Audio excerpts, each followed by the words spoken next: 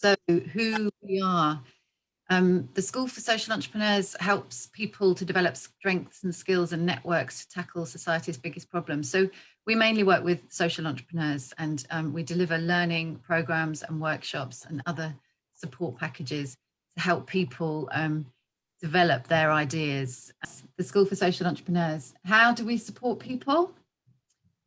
So we provide learning sessions, which include various different kinds of speakers. We call them witnesses and experts, so people that come and tell their stories or that have a certain expertise in an area. And a lot of the work that we do in the learning sessions is around personal and professional development.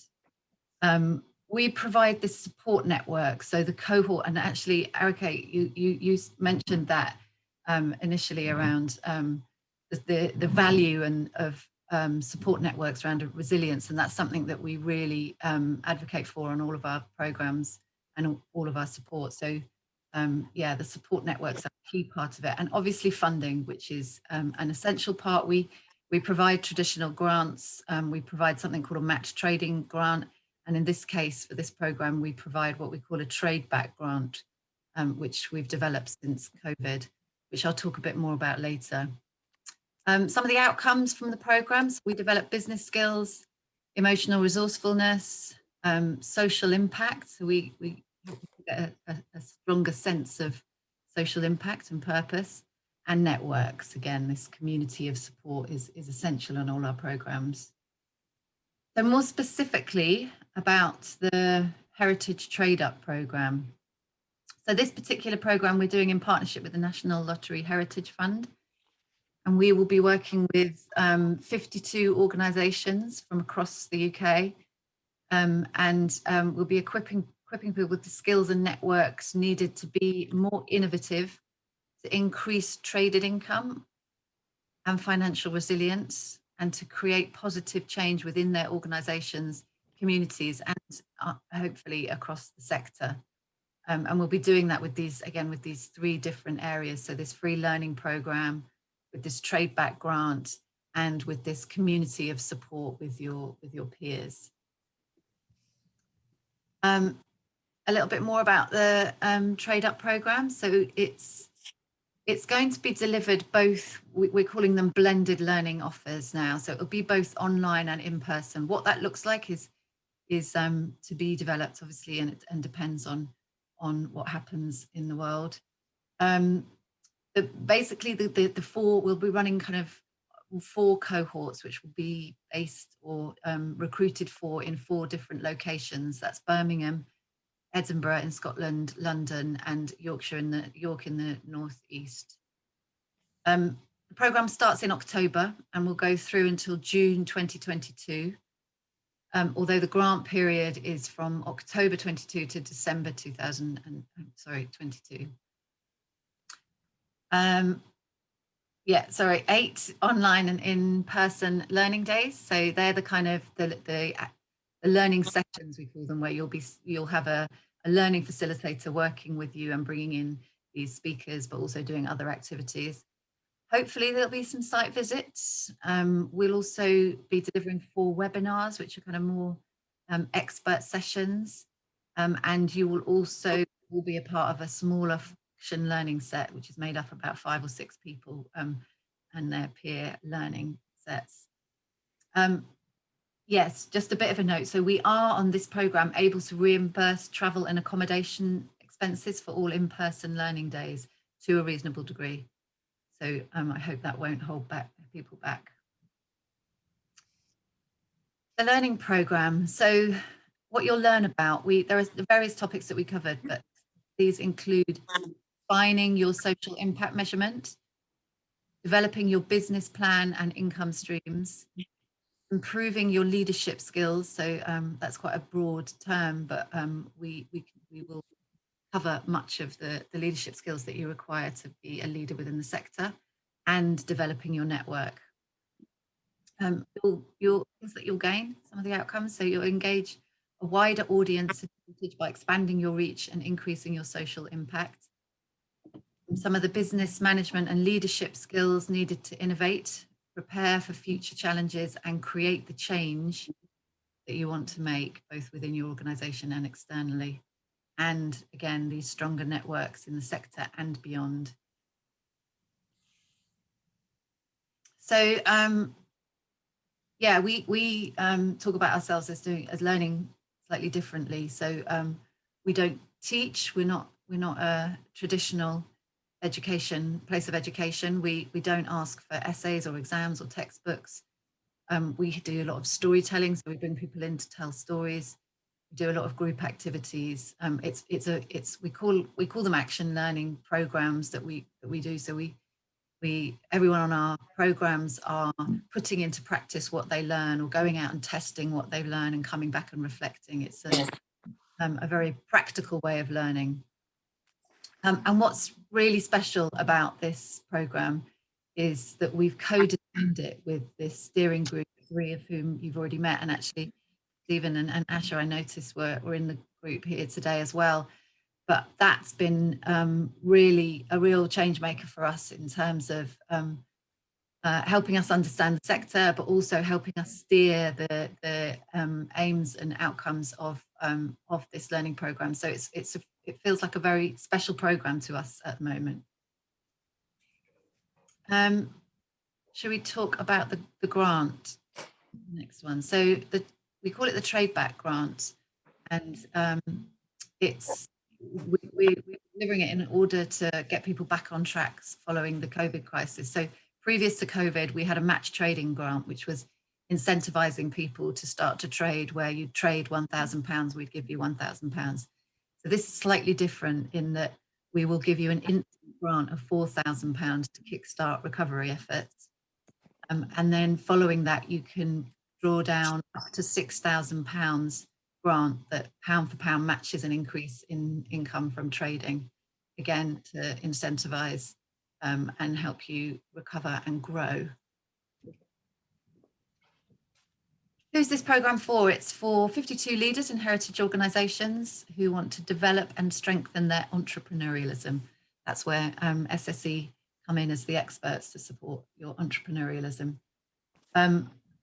We're hoping to support a broad spectrum of heritage organisations, and we will ask you to describe to us how you approach heritage. But I hope today has given you a good idea of the kinds of topics that we'll be discussing anyway. So we're especially keen to support those that represent the underrepresented, to celebrate hidden histories, and those who aim to strengthen and revive communities through heritage. So we're looking for leaders with drive and entrepreneurial potential who are action-oriented and reflective. We're looking for organisations who have viable plans for increasing their traded income. And we're looking for people at the right stage for this programme who will thrive and fit in with the cohort-based learning. And then my final slide before I open up for questions. This is just to give you an idea of how to apply. Alicia, can you perhaps put that link in the chat as well, if you haven't already? So that's the application process, which has got detailed guidelines, and will answer any questions that aren't answered today. The application the deadline is April the 9th at 1 p.m. We will be carrying out interviews and assessments during May and June. We will give you more details of that soon, and you will hear whether or not you've got a place on the course by July. The learning programme itself, as I said earlier, runs from October through to June 2022. The grant period, so the period of time that you have to draw down on your grant, runs from October 2021 through till December 2022, so beyond the end of the programme. Alicia, have I missed anything? No, that's it. I'll start right now, and I'll just put some of those links into the chat for everyone as well. Great, thank you. So any questions from anyone, either in the chat, or if you want to unmute yourself and speak, then please do.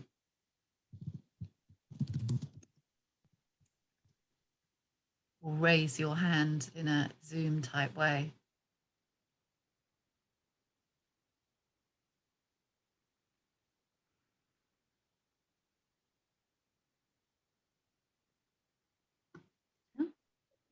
No. I think I see a question in the chat. Is there a question in the chat? Can individuals apply? By individuals, you mean freelance or sole traders, do you, Jenny? Yes. Alicia, it's for organizations. So yeah, in this case, it's you need to be associated with or leading an organization. Yeah. We've got other programs available for individuals, but this Yeah. is Yeah, Jenny, it would be good to hear more, perhaps, if you can contact us about who you are, because we do have other programs that are for individuals, so do get in touch. How about a kick 1 year old? It's technical for me, Alicia. Yeah, so a kick is an appropriate legal structure. We're looking for legal structures that are not for profit, or if you are a limited company where you're reimbursed, where your profits go back into the organization to further any kind of social purpose. We've got no stipulation on how long you should have been around for. What we're looking for is some kind of track record, some kind of evidence that you've been around and have been working. But we understand that heritage is a really broad and diverse sector. Some organizations might have been around for hundreds of years, and some organizations might have been around for 1 year. What you'll see in our application process is just a demonstration of the work that you've done so far and some kind of thinking around how you're going to grow and develop your traded income in the future. I hope that answers your question. The short answer is yes. And 2 leaders from one organization. So the program is going to be for one person, and we're going to ask you to specify who that is in the application. But throughout the learning program, you can bring people with you to specific learning days. So if it's something around, for instance, income diversification, you can bring your director of finance to that, and they can take part in that learning day with you. But because we're really because the kind of cohort-based and peer-based learning is really important to us, we do ask that it's one person who goes through the whole learning program. A question here from Richard, which I can have a go at, but you might want to fill in, Alicia. So are we encouraging people developing new skills, modes of engagement, or is there an emphasis on engagement with marginalized communities, or both? Both, I would say. We're looking to recruit diverse cohorts across all 4 locations, and we're really encouraging people from underrepresented groups within the sector to apply, but both of those will be considered, both those points will be considered. Is that all right, Alicia? Yeah.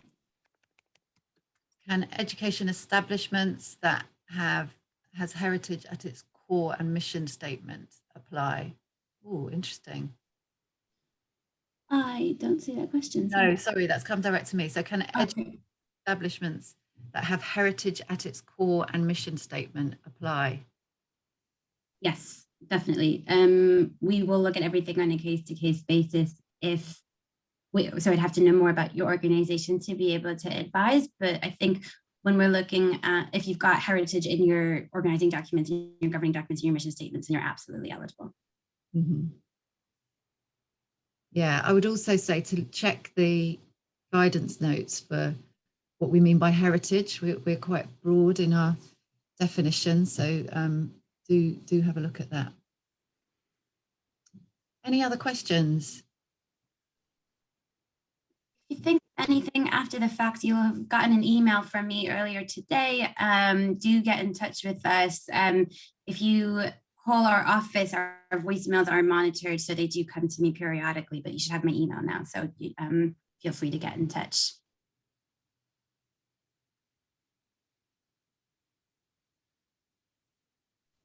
There's no other questions, then no. Can't see any, no. Great. Yeah, we're 7 minutes over anyway, so we said we would stay on just in case anyone had any questions, but there's no more. I guess we'll wrap up for the day, but thanks again so much everyone for coming, and to our brilliant speakers and steering group for facilitating a really interesting conversation. And thank you, Amy, for a great info session on the program. Yeah, thank you, Enrique, David, and Manu. Thank you so much for joining us. And also to Stephen and Asha, who are here as part of our steering group. Thank you.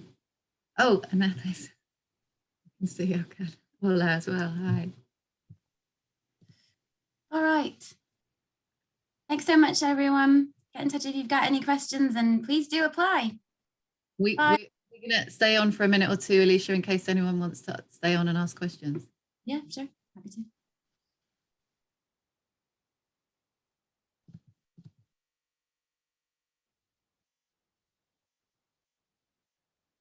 Thanks, Enrique. See you.